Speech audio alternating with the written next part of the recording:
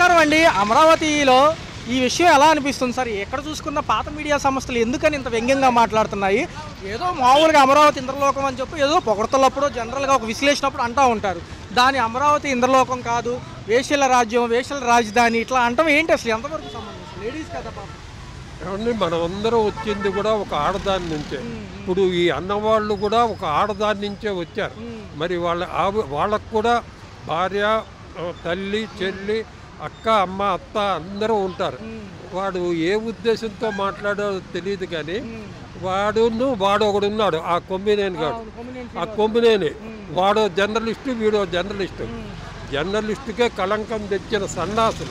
ఒక్కొక్కరికి 65 వయసు పైనే ఉంది. 60-70 ఎందుకు? బుద్ధి పెరగనప్పుడు వయసుతో పని.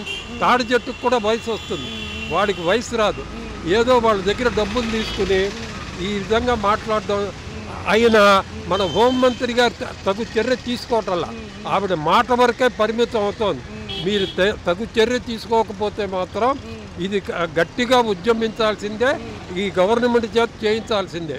వాడెవడో కిరణ్ గారు తప్పు మాట అన్నాడు, మేము సమర్థించట్లా. వాడు అన్నది కూడా తప్పే. మరి వీడికి ఏమైనా డబ్బులు ఇచ్చాడా? వీడికి ఏమైనా ఇప్పుడున్న పాలిస్తున్న వాళ్ళకి డబ్బులు ఇచ్చాడా? లంచం ఇచ్చేమైనా ఆపాడా? లంచం ఇచ్చి ఆపుకున్నాడా?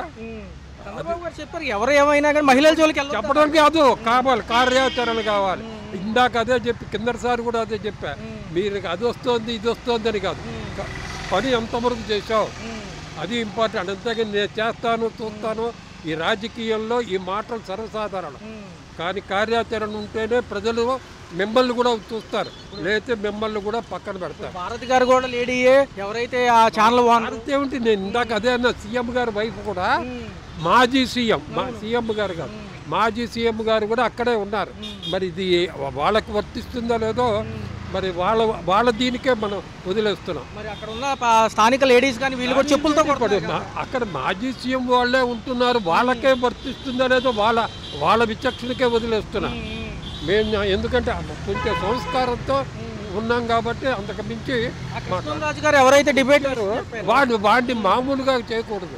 ఆ కృష్ణరాజు గారిని వాడి జర్నలిస్ట్, వాడు యాదవ పరమ సన్నాసి, మామూలుగా కాదు. కాకపోతే వాళ్ళ ఆడవాళ్ళు నేను అన్నం, వాడు అన్నాడు కదా నేనంటే మా ఇది పోతుంది.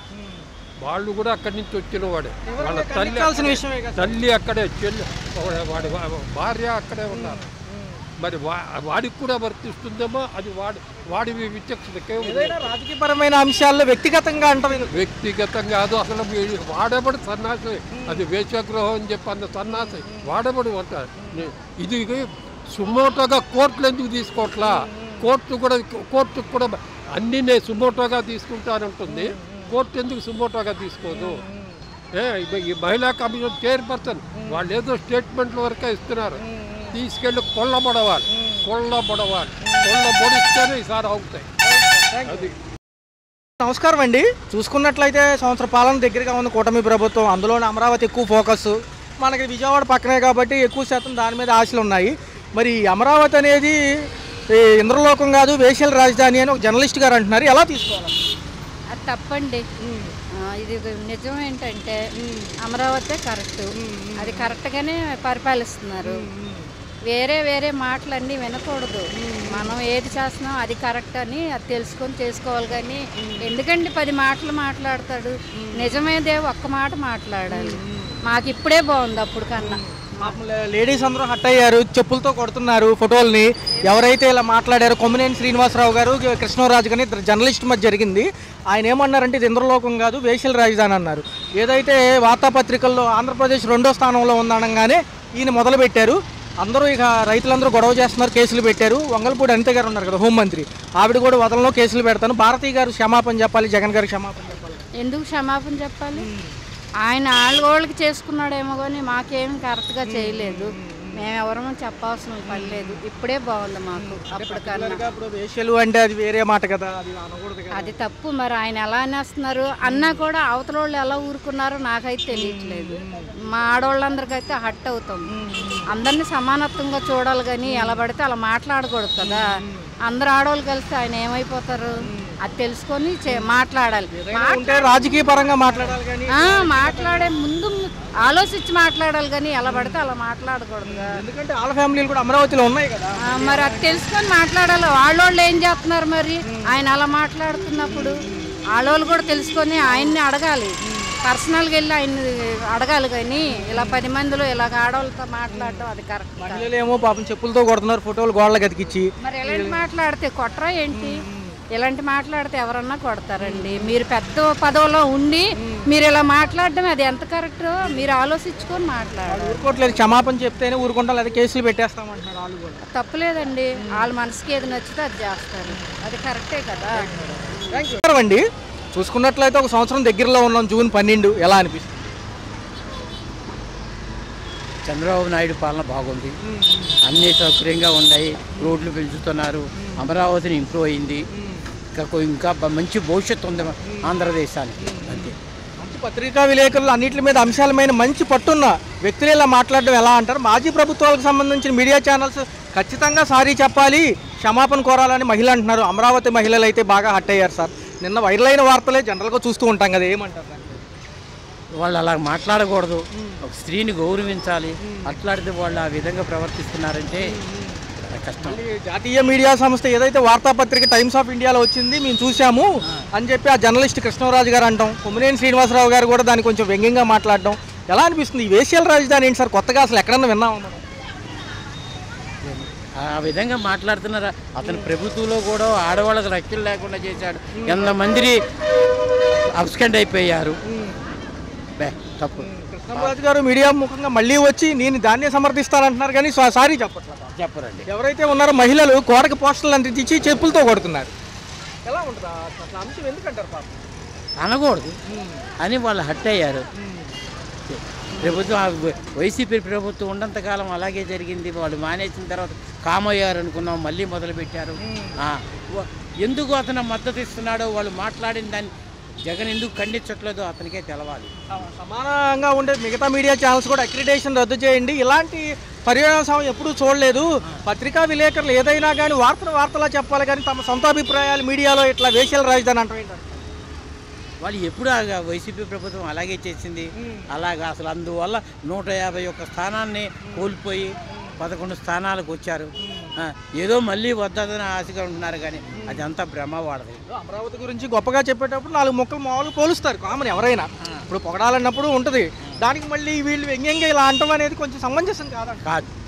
అనకూడదండి, స్త్రీని అనకూడదు. స్త్రీని భారతదేశంలో స్త్రీని గౌరవించాలి, అప్పుడే మన దేశాన్ని అందరూ అన్ని దేశాల వాళ్ళు గౌరవిస్తారు. హోంమంత్రి గారు ఖచ్చితంగా చర్యలు తీసుకుంటానంటున్నారు. అది చర్యలు తీసుకునే కాడి నుంచి కూడా దాన్ని రాజకీయం చేస్తారు, రాజకీయం చేసి చాలా గత్తర చేస్తారు. సార్ నమస్కారం సార్, చెప్పండి సార్. చూసుకున్నట్లయితే ఒక సంవత్సర పరిపాలన దగ్గరగా ఉంది కూటమి ప్రభుత్వం. ఒక పక్క వీళ్ళు 6 పథకాలు చెప్పారు, కొంచెం సమయం పడుతుంది, అందరూ చూస్తున్నారు. ఈ అమరావతికి సంబంధించి ఈ యొక్క మాజీ మీడియా వర్గం ఎవరైతే ఉన్నారో వ్యంగ్యంగా మాట్లాడడం, ఇక్కడ కూడా రైతులకు సంబంధించి కానీ రైతు ఫ్యామిలీలో లేడీస్ కూడా హట్ అయ్యారు. సో ఈ వేశ్యల రాజధాని అనే కాన్సెప్ట్ అసలు ఎందుకు వచ్చింది?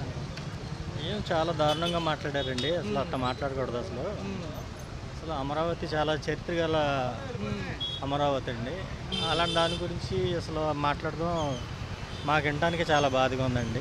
ప్రముఖ మీడియా సంస్థలు కూడా ఖండిస్తున్నాయి, సోషల్గా ఉండే వీళ్ళు కూడా సోషల్ మీడియా మీద పనిచేసే వాళ్ళు కూడా ఖండిస్తున్నారు, అనేక వక్తలు కూడా ఖండిస్తున్నారు. ఏదైనా ఉంటే దానికి ఒక వివరణ అనేది వేరే విధంగా సొంత అభిప్రాయం ఉండాలి కానీ మీడియాలో వేశ్యల రాజధాని అంటే అసలు ఏమనుకుంటున్నారని చెప్పి రైతులు కూడా ఈ చెప్పులతో కొడుతున్నారు కదా సార్, ఫోటోలు గోడలు. అవునండి, అసలు అమరావతి రైతులు చాలా బాధపడుతున్నారండి, ఆడవాళ్ళు కూడా. అట్లా మాట్లాడకూడదు అసలు ఆ రకంగా ఎందుకు మాట్లాడారో అసలు మాకే అర్థం కావట్లేదండి.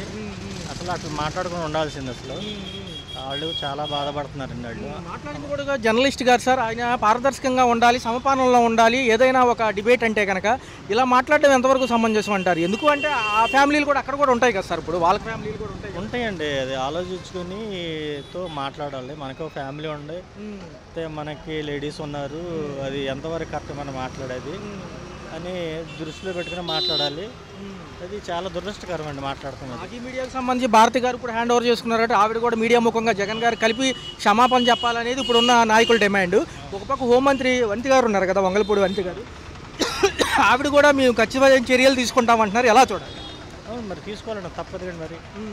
భారతి గారు కూడా దాని గురించి ఆలోచించాలి. ఆవిడ కూడా ఒక ఆడపడుచు కాబట్టి ఆవిడ కూడా ఆలోచించాలి. దాని గురించి మీడియా పరం కూడా క్షమాపణ చెప్తేనే చాలా మంచిదండి. అసలు ఈ ఘటన జరిగిన రెండో రోజు కూడా ఆయన మీడియా ముఖంగా వచ్చి క్షమాపణ చెప్తాననే ఉద్దేశంతో మళ్ళీ నేను దాన్నే బలోపేతం చేస్తాను, నేను దానికే ప్రోత్సహిస్తాను అన్నట్టుగా మాట్లాడారు కృష్ణరాజు గారు, జర్నలిస్ట్ ఆయన.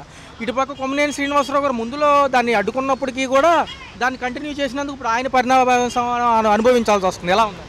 ఇది చాలా కరెక్ట్ కాదండి ఆయన మాట్లాడేది విధానం. అసలు ఆయన పునరాలోచించుకోవాలి, చాలా కరెక్ట్ కాదు. దాని గురించి చాలా ఇదిగా సీరియస్గా ఉన్నారు గవర్నమెంట్ కూడా. Thank you sir. నమస్కారం సార్. నమస్తే. సార్ చూసుకున్నట్లయితే మనం సంవత్సరం పాలన దగ్గరలో ఉంది కూటమి ప్రభుత్వం, దగ్గర రేపు జూన్ 12కి సంవత్సరం సార్. మరి ఎలా అనిపిస్తుంది సార్? ఈ మాటలే కొంచెం వైరల్ అయినాయి ఎక్కడ చూసుకున్నా. మాజీ ప్రభుత్వానికి సంబంధించిన ఒక మీడియా సంస్థ ఏదైతే ఈ డిబేట్ కండక్ట్ చేసిందో అందులో ఒక జర్నలిస్ట్ గారు మాట్లాడటం జరిగింది. అమరావతి ఇంద్రలోకంలా ఉంటుంది అని మామూలుగా పొగడుతూ చెప్తూ ఉంటారు, చంద్రబాబు లోకేష్ గారు మాట్లాడుతూ ఉంటారు. ఇది అమరావతి అనేది ఇంద్రలోకం కాదు, వేశ్యల రాజధాని అన్నారు. ఎలా చూడాలి? రాజధాని బాగానే ఉంటుంది, మరి టైం పడుతుంది కదా కట్టించాలంటే. అందులో ఇప్పుడు మన ప్రభుత్వం ఆర్థిక ఇబ్బందుల్లో ఉంది, ఎవరు వచ్చినా ఏం చేసేది లేదు కాబట్టి ఇవన్నీ చేయాలంటే కొంత టైం పడుతుంది. అంటే ఈ మాటలు ఎలా చూడాలి? మాజీ ప్రభుత్వ మీడియాలు ఏవైతే ఇలా మాట్లాడాయో వేశ్యల రాజధాని ఏదంటే రాజధాని గురించి, రాజధాని కడితే బాగానే ఉంటుంది. ఇక్కడ విజయవాడలో అమరావతిలో రాజధాని కడిగితే బాగానే ఉంటుంది. వైజాగ్ ఇవన్నీ అనవసరం, ఇదైతే బాగుంటుంది అన్నింటి సెంటర్. చంద్రబాబు గారు మంచి ప్లాన్లోనే చేశారు. ఏంటి మరి మహిళలు హట్ అయ్యారు కదా సార్, ఇలా అంటాం ఈ మాటలు అంటాం అనేది. మహిళలు ఏంటంటే మహిళలకి బస్సులు అనవసరం అండి. బస్సుల వల్ల ఉపయోగం లేదు, దానివల్ల కొన్ని కోట్లు లాస్. చంద్రబాబు గారు దీని గురించి ఇంతవరకు ఒకసారి చెప్పాను నేను. ఉచిత బస్సుల బదులు ఏదైనా ఇంకో పథకాలు ఇస్తే ఏదైనా బాగుంటుంది.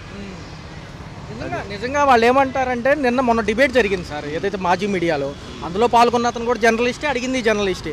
వేశ్యల రాజధాని అంటున్నారు, అది సమంజసం కాదనేది మొగల్పూడి ముఖ్యమంత్రి, ఉప ముఖ్యమంత్రి గారు కూడా దీనిపైన కొంచెం ఘాటు వ్యాఖ్యలు చేశారు.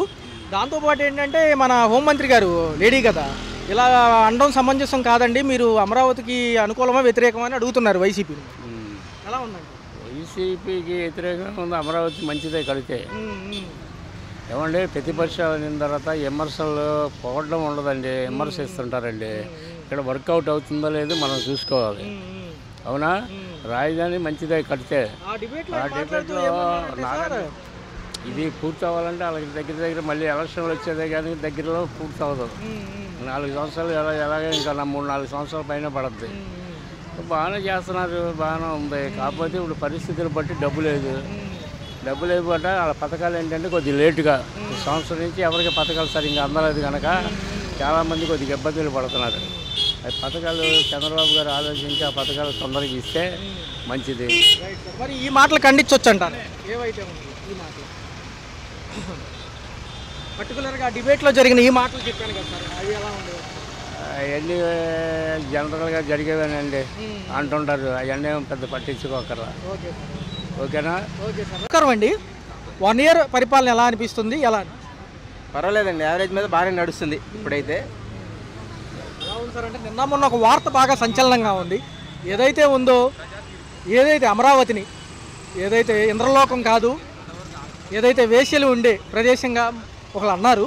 సరే, whatever it may be, ఎలా అనిపిస్తుంది? ఆ మాటలు కొంచెం ఇబ్బందికరంగా ఏమంటే అంటే ఇప్పుడు అమరావతి అంటే ఇప్పుడు డెవలప్మెంట్ జరుగుతుందండి.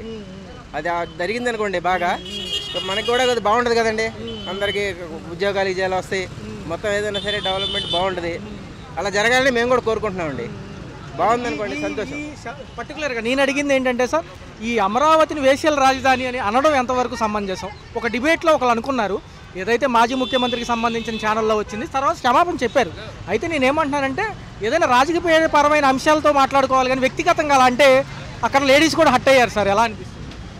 కాదండి, పర్వాలేదు. ఇప్పుడు అయితే మనకి అమరావతి గురించి ఆయన బాగా చేస్తారని ఉందండి, చేస్తారని ఉంది. అది ఇంతకుముందు ముఖ్యమంత్రి గారి ఛానల్లో అమరావతి వేశ్యల రాజధాని అంటాం ఎంతవరకు సమంజసం అని నేను అడుగుతాను. తప్పు కదా?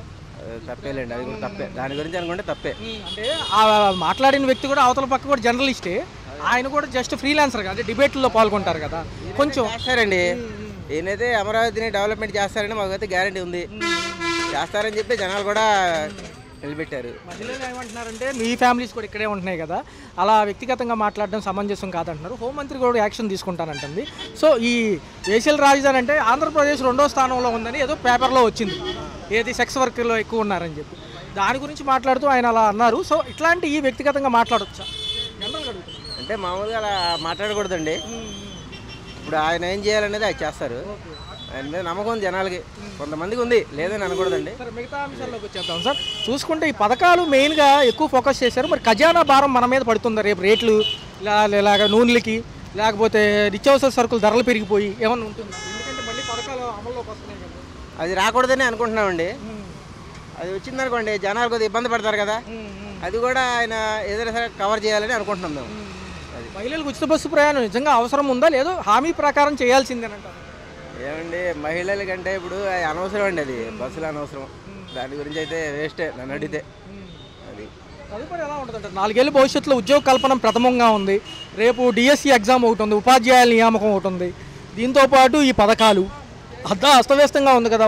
151 కోట్లు ఇప్పటికే అయిపోయినాయి అప్పులు. మరి రేపు చూస్తే ఈ 4 సంవత్సరాలు ఎన్ని అవుతాయి చెప్పలేమండి దాని గురించి అయితే. మనం ఆయనే ఏదైనా సరే చెయ్యాలా.